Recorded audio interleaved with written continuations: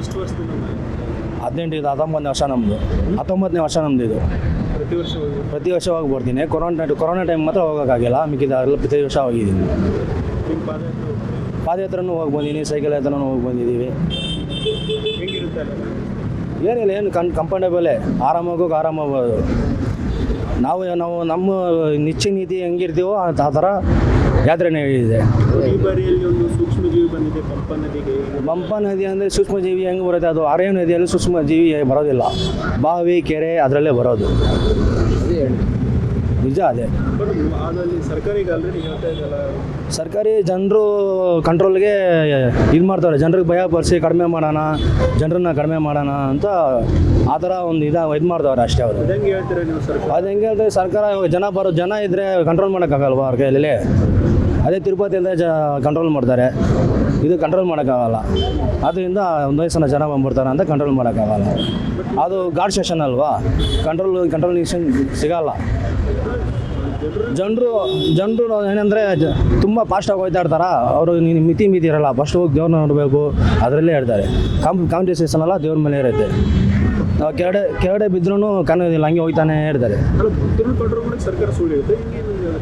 ಇರ್ಬೋದು. ಬಟ್ ಅಲ್ಲಿ ಪ್ರಕರಣಗಳು, ಕೇಸ್ಗಳು ಜಾಸ್ತಿ ಆಗ್ತಾ ಇದಾವಲ್ಲ ಕೇರಳದಲ್ಲಿ ಈ ರೀತಿ.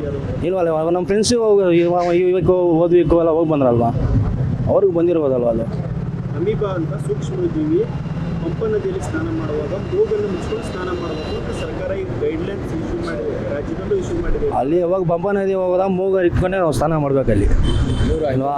3 ಗೀತ ಮುಳ್ಕೊಂಡೆ, ಒಬ್ಬೊಬ್ಬರು ಗೊತ್ತಿಲ್ದಾರ ಹಂಗೆ ಮುಳ್ಕೊಂಡು ಬಂದ್ಬಿಡ್ತಾರೆ ಅಷ್ಟೇ, ಬೇರೇನಿಲ್ಲ.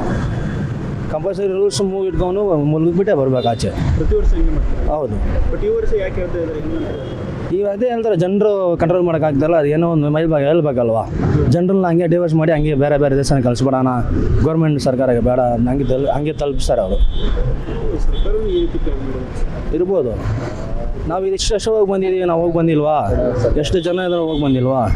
ಕೊರೋನಾ ಟೈಮಲ್ಲೇ ನಮ್ಮ ದೇಶದಿಂದ ಎಷ್ಟೊಂದು ಜನ ಹೋಗಿ ಬಂದರು. ಅದೇ ಪ್ರತಿ ವರ್ಷ ಹೋದಾಗ ಜನ ಜಾಸ್ತಿ ಇರ್ತಾರೆ. ಈ ವರ್ಷನೂ ಜಾಸ್ತಿ, ಪ್ರತಿ ವರ್ಷನೂ ಜನ ಜಾಸ್ತಿ ಆಗುತ್ತೆ, ಕಡಿಮೆ ಅಂತ ಆಗಲ್ಲ, ಜಾಸ್ತಿ ಆಗುತ್ತೆ. ಅದನ್ನ ಕಂಟ್ರೋಲೇಷನ್ ಮಾಡಬೇಕು ಅಷ್ಟೇ, ಬೇರೇನಿಲ್ಲ. ಈ ಸಲ ಹೋಗ್ತಾ ಇದ್ದೀರಾ? ಹೋಗ್ತಾ ಇದ್ದೀವಿ. ಭಯ ಆಯ್ತಾ? ಭಯ ಏನಿಲ್ಲ, ಹೋಗಿ ಬರ್ತೀನಿ ಅನ್ನೋ ನಂಬಿಕೆ ಇದೆ. ಹೋಗಿ ಪಾದಯಾತ್ರೆನೂ ಹೋಗಿ ಬಂದಿದ್ದೀನಿ, ಸೈಕಲಿಂಗ್ ಹೋಗಿ ಬಂದಿದ್ದೀನಿ. ಇವಾಗ ಹೋಗಿ ಬರೋದೇನು ತೊಂದರೆ ಏನಿಲ್ಲ. ಸ್ವಚ್ಛತೆ ಇರುತ್ತೆ, ಸ್ವಚ್ಛತೆ ಇದೆ. ನಮ್ಮ ಸ್ವಾಮಿಗಳು ಇರಲ್ವಾ, ಅವ್ರು ಮಾಡೋದು ಕೆಲಸ, ಬೇರೆ ಏನಿಲ್ಲ.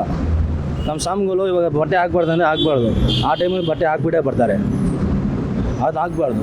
ನದಿಯಲ್ಲಿ ಬಿಡಬಾರ್ದು ಅಂದರೆ ನದಿಯಲ್ಲಿ ಬಿಡ್ತಾರೆ. ಅದು ತುಂಬ ಅದು ಕಂಟ್ರೋಲ್ ನಾವು ಮಾಡ್ಕೊಬೇಕು. ಅದು ಗೌರ್ಮೆಂಟ್ ಅಲ್ಲ ಮಾಡೋದು, ನಾವು ಮಾಡಬೇಕು. ನಮ್ಮ ಕೈಲಿದೆ. ಅದು ಒಂದು ಪ್ಲೇಸ್ ಮಾಡಿ ಇಕ್ಕಿದ್ದಾರೆ. ಈ ಬಟ್ಟೆ ತೊಗೊಂಡಾಗ ಅಲ್ಲೇ ಹಾಕ್ಬೇಕು, ಅಲ್ಲೇ ಹಾಕ್ಬೇಕು. ಈಗ ನಾವೇನು ಮಾಡ್ತೀವಿ, ನದಿಯಲ್ಲೇ ಬಿಟ್ಬಿಡ್ತೀವಿ.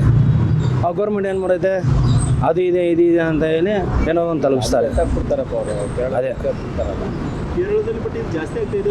ನೀವು ಹೇಳ್ತಾ ಇದ್ರೆ ಸರ್ಕಾರ ಈ ರೀತಿ ಮಾಡ್ತಾ ಇದೆ, ಯಾವುದು ನಿಜ ಇದೆ? ಅದು ಯಾವುದು ನಿಜ, ಯಾವುದು ಸುಳ್ಳು ಹೇಳೋಕ್ಕಾಗಲ್ಲ. ಅಲ್ಲಿ ಸೂಕ್ಷ್ಮಿತಾಗ ಏನೂ ಆಗಲ್ಲ ಅದು ಹೋಗಿ ಬಂದರೆ. ಇವಾಗ ಪವಿತ್ರ ನದಿ ಅಂತ ಹೇಳ್ತಾರೆ, ಅಲ್ಲೇ ಈ ರೀತಿ ಅದೇ ಹೇಳ್ತಾರೆ ಪವಿತ್ರ ನದಿಯಲ್ಲಿ ಈ ಥರ ಇದೆ ಅಂದರೆ ನಾನು ನಂಬೋದಿಲ್ಲ. 18 ವರ್ಷದಿಂದ ಹೋಗಿ ಬಂದಿದ್ದೀನಿ, 19 ವರ್ಷ ಹೋಗ್ತಾ ಇದ್ದೀನಿ.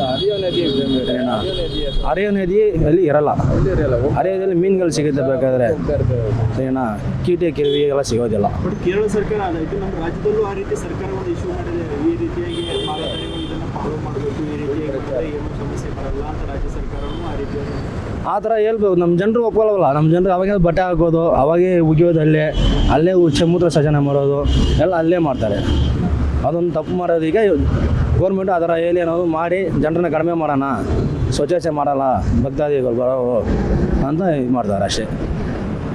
19 ವರ್ಷದಿಂದ ನೋಡ್ಕೊಂಡು ಬರ್ತಾ ಇದ್ರೆ ಹೆಂಗಿರುತ್ತೆ ಅಲ್ಲೆಲ್ಲ ಜನಸಂಖ್ಯೆ ಯಾವ ರೀತಿಯಾಗಿ ನಾವು ಹೆಂಗೆ ರಥ ಇದು ಹೋಗ್ತೀವೋ ಅಷ್ಟು ನಿಯಮವಾಗಿ ನಾವು ಹೋಗಿ ಬರ್ಬೋದು. ನಾವು ರಥ ಬಿಟ್ಟು ಏನಾದರೂ ತಪ್ಪು ಕೆಲಸ ಮಾಡಿದ್ರೆ ಅದು ನಿಯಮನೇ ಇಲ್ಲ. ಅದು ಹೋಗಿ ಬರೋದು ವೇಸ್ಟು. ಯಾವುದೇ ರೀತಿ ಭಯ ಇಲ್ಲ, ನಂಬಿಕೆ ಇದೆ. ನಾವು ರಥ ಎಷ್ಟು ಸ್ವಚ್ಛವಾಗಿ ಮಾಡ್ತೀವೋ ಅಷ್ಟು ಸ್ವಚ್ಛವಾಗಿ ಹೋಗಿ ಕರ್ಕೊಂಡ್ಬಂದು ಬಿಡ್ತಾರೆ. ಎಲ್ಲ ಕಥೆ ಅದೆಲ್ಲ ಕಥೆನೇ. ಹೌದು, ಗ್ಯಾರಂಟಿ. ಸ್ವಾಮಿ ಲೀಲೆಯಿಂದ ನಾವು ವೃತ್ತ ಕ್ಲೀನಾಗಿ ಮಾಡಿದ್ರೆ ಸ್ವಾಮಿ ಅಲ್ಲ, ನಾವೇ ಹೋಗಿ ಬರ್ಬೋದು. ದೇವ್ರು ತಾನೇ ಕರ್ಕೊಂತಾನೆ. ವ್ರತ ಕ್ಲೀನಾಗಿದ್ದರೆ ಮಾತ್ರನೇ. ವ್ರತ ಇಲ್ದಿರ ಹೋದರೆ ಕಿವಿ ಹಾವು ಚುಚ್ಚುತ್ತೆ, ಹುಲಿನೂ ಕಚ್ಚುತ್ತೆ. ವ್ರತ ಕ್ಲೀನಾಗಿದ್ದರೆ ಎಲ್ಲ ಕರೆಕ್ಟಾಗಿರುತ್ತೆ. ಅಂದರೆ ವ್ರತವನ್ನು ಪಾಲನೆ ಮಾಡಿದ್ರೆ ಯಾವ ರೀತಿಯಾದ ಸೂಕ್ಷ್ಮ ಜೀವನ ಇಲ್ಲ, ಎಲ್ಲ ಸುಳ್ಳು ವ್ರತ ಹೆಂಗೆ ಮಾಡ್ತೀವೋ ಹಂಗೆ ಕರ್ಕೊಂಡು ಬಂದುಬಿಡ್ತಾರೆ ಅಷ್ಟೇ. ಪ್ರಸಾದ್, ವಿಷ್ಣು ಪ್ರಸಾದ್ ಅಂತ, ಸಮಯೇಶ್ ಅನ್ನಮಯ್ಯಪ್ಪ. ಹೆಚ್ಚಿನ ವಿಡಿಯೋಗಳಿಗೆ ಪ್ರತಿಧ್ವನಿ ಯೂಟ್ಯೂಬ್ ಚಾನೆಲ್ ಸಬ್ಸ್ಕ್ರೈಬ್ ಮಾಡಿ, ಬೆಲ್ ಐಕಾನ್ ಕ್ಲಿಕ್ ಮಾಡಿ.